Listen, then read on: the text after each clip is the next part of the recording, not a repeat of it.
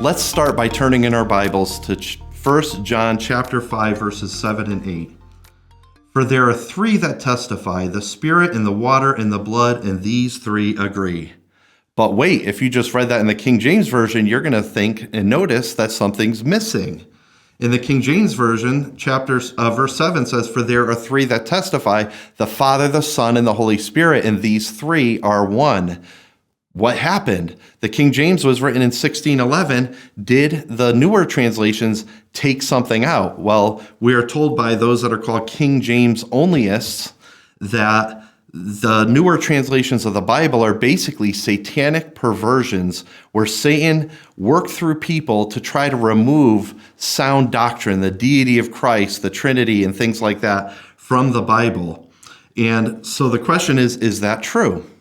Well, first, I want to make it very clear. If you prefer the King James version of the Bible over other translations, I am not talking, this is not about you. If you love the King James for its beautiful, flowing, Old English writing, I think that's great. I think, it gets it right in that area. But King James onlyism is extremist. It's an idea that is just not based in historical reality or anything else. It's saying it's those that believe that King James is the only inspired version of the Bible. In other words, God not only inspired the original manuscripts, but he inspired the King James translators of the Bible themselves so that the King James is a perfect translation of the Bible. Well, I said last week that there is no perfect translation of the Bible because you're going from one language to another.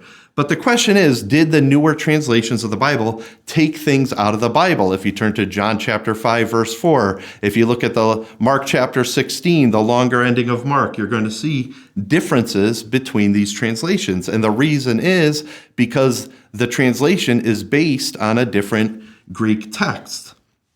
And so, no, nothing was taken out of the Bible because the problem is we're not comparing what we're reading today to the King James Version. We're comparing both of those to what was most likely in the original manuscripts.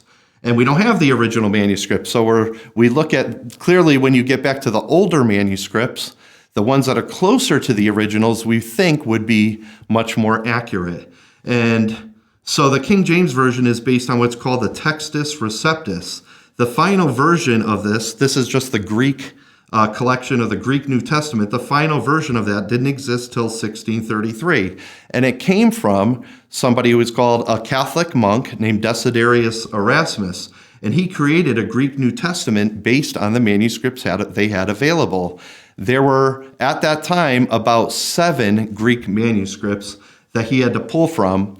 These manuscripts all had some variants in their writings, and they didn't even all contain all of the Bible, like the end of Revelation. And so even for Revelation, or in many places, he had to go to the Latin Vulgate. The Latin Vulgate was a translation of the Greek into Latin, and he had to back translate it back into Greek. So you have basically extra steps in there. And the reality is today, because of archaeology, because of discoveries we've made, like the Dead Sea Scrolls, we now have thousands of New Testament manuscripts. We found Codex Sinaiticus, Codex Vaticanus, basically almost entire editions of the whole Bible from the 4th century AD, the 300s AD. So very, very old, very close to the originals, pieces of papyri and other things that are even closer all the way back to almost right after they were written. And so now that we have older manuscripts, we could see, just clearly looking at 1 John 5:7 as the perfect example, we see at one point in our ancient manuscripts, there is no point that says the Father, the Son, and the Holy Spirit, and these three are one. All of the oldest manuscripts only contain what we have in our ESV or the NIV or the NASB or any new translation of the Bible. But all of a sudden, we see in the 9th century, we see in a manuscript somebody write the Father, the Son, and the Holy Spirit in the margin. We have that manuscript. We can see that. And so when you go back and look at the verse, imagine you're a scribe and you're copying this, And it says, for there are three that testify, the Spirit and the water and the blood, and these three agree. It seems very naturally that you would think, oh, this reminds me of the Trinity, and maybe write a note in the margin. The Father, the Son, and the Holy Spirit. You're just making a note. Over time, that note in the margin worked its way into the text because a scribe saw that. We can see that because we have so many ancient manuscripts. We could see that that did not appear in any manuscript until the 15th century AD, 14th century AD, the 1300s.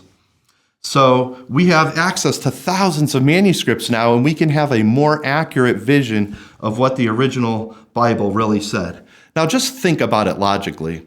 If Satan inspired the ESV and he wanted people to deny the deity of Christ, the Trinity, and introduce false doctrine into the church, he did a really, really, really bad job of it.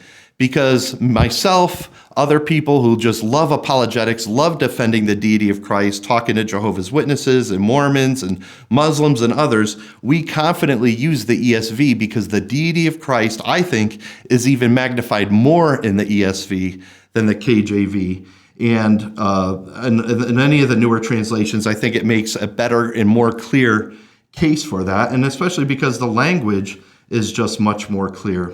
In fact, I love the King James, and if you love it, I just think that's great. Read it. It's a great translation of the Bible. I think it is a miraculous translation for the time that it was written, for what they had access to back at that time. I think they were faithful translators, and it's funny to note, even the King James translators themselves, in the preface of the King James, admitted that there was a lack in manuscripts that they had and that better translations would come along over time. So even the King James translators were not King James onlyists. But the reason I wouldn't recommend the King James to a new believer is not only is it very archaic English, but there are words that don't mean what they used to mean. I gave the example last week of the word doctor, which meant a scribe, not a physician. And so you read a King James translation of the Bible, you don't even know that what you're reading doesn't mean what you think it means. So the other thing I want to just say is that the variants, well, why didn't God perfectly copy and translate it? The fact that there are variants, the fact that there may be differences in some of the ancient manuscripts is a good thing. If you look at the Quran, there's only one Quran. Anybody along the way could have made a change to it. And people did, because we actually have evidence of that along the way. But the fact that there are so many manuscripts spread over such a wide geographical area means that no one person controlled and was able to change it. And so we are able to look at the manuscripts. The longer time goes, the more we discover, the more confidence that we have is that what we are reading is a faithful copy of what the originals actually said. So again, none of this is to disparage the King James version of the Bible, but only the King James only, what I would call a cult movement.